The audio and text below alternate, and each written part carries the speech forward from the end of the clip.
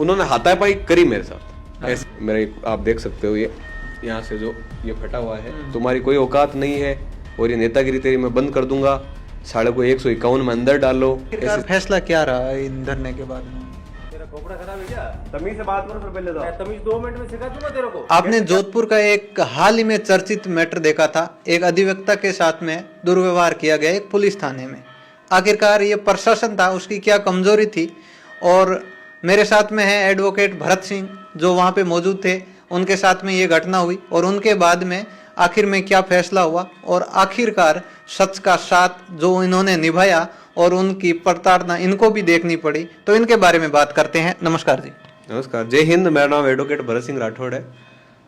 आज के भरत सिंह, मैं पहले आपसे ये पूछना चाहूंगा, आपका वीडियो एक वायरल हुआ, उसके बाद में बहुत बड़ा एक धरना हुआ जिसमें अधिवक्ता लोग सभी पधारे थे। एक उग्र रूप था उस धरने में, देखा जैसे आज तक कोई नेताओं की भी रैली नहीं होती, उस हिसाब से जाम भी लगे थे। लेकिन ये घटना कहाँ से शुरू हुई, आखिरकार हुआ क्या था उस थाने में? वो ये था कि 4-5 दिन पहले एक जिसके साथ बलात्कार हो गया था, एक जो लेडीज है यहाँ पे मेरे पास ऑफिस में आए थे, बाकी वहाँ के जो कुड़ी बख्ताशनी के जो सीआई साहब है और जो कांस्टेबल है, उन्होंने मतलब जो दुराचार उनके साथ में जो हुआ है उसका संज्ञान उन्होंने नहीं लिया। पहले तो एफआईआर में टाल मटोल करी उन्होंने, फिर एफआईआर दर्ज हो गई तो उसको कम से कम 8 से 10 बार बयान लेने थाने बुलाया गया बयान के नाम पर, लेकिन उनके बयान नहीं लिए गए। अच्छा। दूसरी बात, 10 दिन हो गए जो अजमानती मामला है जिसके अंदर जमानत मिलना ही मुश्किल, मतलब मिल ही नहीं सकती।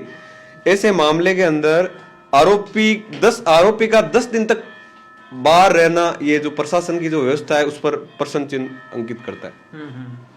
ठीक है। दूसरी बात, जो पीड़िता थी उस पर जो मतलब समझौते राजीनामे के लिए जो दबाव सीआई साहब और जो कांस्टेबल नरेंद्र सिंह है उन्होंने बनाए, वो बहुत सरासर गलत है। आज बहन बेटी अपने आप को, भाई प्रशासन भी उनके साथ खड़ा नहीं है तो फिर वो किससे आशा करे, किससे उम्मीद करे, किसके पास में वो जाए? तो उन्होंने कम से कम 10 से 15 बार जो पीड़िता थी उनको यहाँ थाने बुलाया, बयान नहीं लिए। कभी बोला सीआई साहब खाना खाने गए हैं, कभी बोले वो जो कांस्टेबल वो राउंड पे गया है, ऐसा करके टाल मटोल करते रहे। तो ऐसा करके उन्होंने सारा किया। फिर जो पीड़िता है वो मेरे पास आई, सारी चीज उसने बताई। मैंने बोला ठीक है, मैं चलता हूँ आपके साथ में। मैं था और साथ ही अधिवक्ता श्री मालाराम जी पटेल थे और पूजा कंवर थी और अपने तिलोक सिंह जी थे। हम 4-5 जने और वो पीड़िता और उसकी जो उनके जो माता जी है, हम सारे जने गए थे थाना वहाँ पे।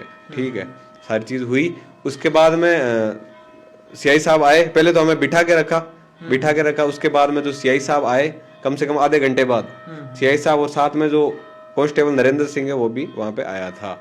ठीक है। उसके बाद में जो बयान के लिए जो पीड़िता है उसको बुलाया गया और उसके साथ कम से कम परिवार का एक व्यक्ति रह सकता है। उसके बाद भी जो उसकी जो मम्मी थी, उसकी जो माता थी, उसको बाहर रोक दिया गया।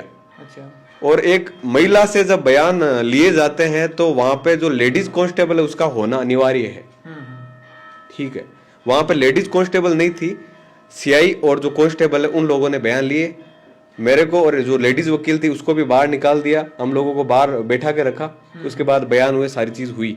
उसके बाद में जब पीड़िता बाहर आई तब मैंने बोला कि बयान हो गए। बोला बयान तो हो गए, लेकिन जो सीआई साहब है वो बोल रहे हैं कि आपके आधार कार्ड की फोटोकॉपी और एक पासपोर्ट साइज फोटो है वो आप नरेंद्र सिंह जी को दे दीजिए। ठीक है। जब मैं पीड़िता के साथ पहुंचा वहां पे, वो जो फोटोकॉपी और जो फोटो देने गया, तो वहां पे नरेंद्र सिंह जी है, उन्होंने वर्दी नहीं पहन रखी थी। तो मैंने पूछा सर यहाँ आपने वर्दी क्यों नहीं पहन रखी है? बोला तू होता कौन और तेरी औकात क्या है मेरे को ये पूछना? तो सर आम नागरिक होने के नाते भी मैं आपसे ये पूछ सकता हूँ कि आप ऑन ड्यूटी हो, आपने एक जो दुष्कर्म के मामले का जो आपने बयान लिए हैं, तो आपका मतलब वर्दी में होना बहुत जरूरी था। मैंने कुछ गलत बोला था, आप बताओ? ठीक है, ये सब कुछ हुआ था।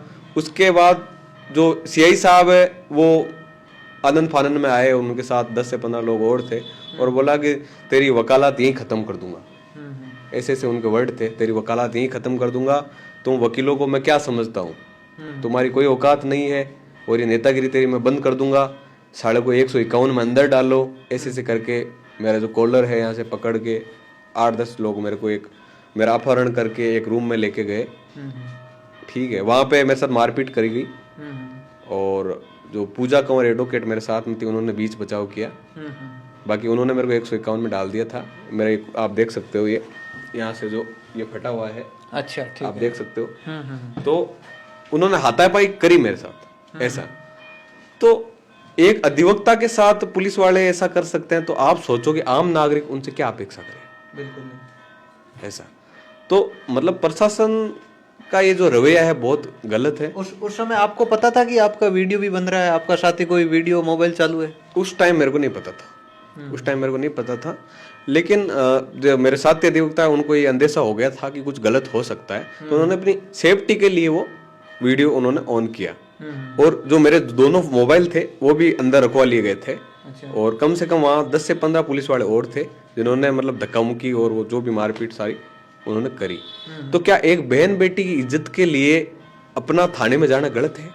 आज अपनी बहनें सुरक्षित नहीं है ऐसा। लेकिन उसके बाद में इस मैटर को लेके आपको पुलिस वालों ने ये फिर कुछ बोला कि इसको यहीं शांत करो, या फिर ऐसा कुछ पहले से ही बहुत सारे अधिवक्ता है उन्होंने इसकी फाइल ले रखी है, ऐसा कुछ? हाँ, बोले कि ये 3 से 4 वकील चेंज कर चुकी है। मैंने बोला साहब सारे वकील एक जैसे नहीं होते। हालांकि वकील जो उनके पास कोई पीड़ित आता है तो बिल्कुल वो उनकी पैरवी करते हैं, उनकी बात सुनते हैं, उनको न्याय दिलाते हैं और डटे रहते हैं। जो गलत जिसने किया है उसको सजा दिलाना ही वकील का कर्तव्य है, और स्पेशली बहन बेटी। अच्छा, उसके बाद में फिर आपको बाहर निकलते वक्त कुछ बोला या फिर क्या सीन रहा उसके बाद में? जो ये घटनाक्रम वीडियो में तो लोगों ने देखा, उसके बाद का क्या सीन रहा? बोला आपसे जो हो वो कर लेना, बस ये बात, आपसे जो वो कर लेना। बोले ठीक है सर। भाई उनकी जो मर्यादा थी वो उन्होंने दिखाई। हालांकि मैंने तो तू तड़ाके से बात नहीं करी, बाकी आप लोगों ने वीडियो देखा, आपने के पूरे राजस्थान ने देखा होगा ये वीडियो किस तरीके से उन्होंने मेरे से बात करी। मैंने उनसे बिल्कुल सीआई साहब मैं कर रहा था। मैंने उनसे न तो अभद्र भाषा से कोई बात करी, न कोई और मतलब मेरे जो साथी अधिवक्ता उन्होंने कोई बात करी। किसी ने भी उनसे गलत व्यवहार नहीं किया और नहीं कोई गलत बात करी। सुनने में ये भी आ रहा है कि ये जो पुलिस थाना था यहाँ पे आए दिन ऐसी चीजें होती आ रही है। बिल्कुल होती रहती है, बिल्कुल होती रहती है। और ये जो प्रशासन है उनकी तानाशाही चलती रहती है, और यही वो होने वाला था। मैं बहुत बहुत धन्यवाद देता हूँ बार एसोसिएशन का, जिन्होंने मेरे सपोर्ट में जो धरना प्रदर्शन करवाया, और सारे अधिवक्ता भाइयों का भी मैं बहुत हाथ जोड़ के धन्यवाद ज्ञापित करता हूँ कि आप सभी मेरे बड़े भाई हो। आप लोगों ने अपने भाई का सपोर्ट करते हुए आज ये जो भी आपने कराया है, ये मैं मानता हूँ सारे अधिवक्ताओं की बहुत बड़ी और ऐतिहासिक जीत है। आखिरकार फैसला क्या रहा इन धरने के बाद में? जो नरेंद्र सिंह है उसको और जो हमीर सिंह है उनको सस्पेंड कराया गया, और जो बाकी के जो भी और जो पुलिस वाले थे उनको लाइन हाजिर किया गया। अच्छा, लेकिन आप क्या मोटो लेके चले थे आखिरकार? आप पहले शुरुआत में सोचा था कि ऐसा कुछ होगा, या फिर इस चीजों में करप्शन भी होता है, हर चीज होती है, पैसा भी आता है? मैंने कम से कम 20 से 25 थानों का घेराव किया है, जहाँ पे भी बहन बेटी इज्जत के साथ खिलवाड़ होता है, या उनके साथ कुछ भी गलत अत्याचार होता है, या कोई भी ऐसा होता है, या फिर कोई करप्शन कहीं पे हो रहा है और मेरे को पता चलता है, तो मैं वहाँ पे ऑन स्पॉट में वहाँ पे जाके उनके खिलाफ कार्रवाई करवाता हूँ। यही मेरा शुरू से रहा है ऐसा। मैं और आगे से मैं एक विश्वास दिलाना चाहता हूँ आपके माध्यम से, मीडिया के माध्यम से मैं बताना चाहता हूँ, जोधपुर के साथ साथ पूरे राजस्थान की जनता को बताना चाहता हूँ कि बहुत जल्द ऐतिहासिक बड़ा कदम उठाया जाएगा। जहाँ जहाँ करप्शन हो रहा है, जहाँ पे पुलिस वाले प्रशासन वाले अत्याचार कर रहे हैं महिलाओं के साथ, बालिकाओं के साथ और बूढ़े बच्चों के साथ, किसी के भी साथ अत्याचार कर रहे हैं, उस अत्याचार को रोकने का काम भरत सिंह राठौड़ करेगा। और इसमें जोधपुर के 1836 गांवों के अंदर मैं खुद जाके जनसंपर्क करूंगा और लोगों को मोटिवेट करते हुए उनके साथ में खड़ा रहूंगा।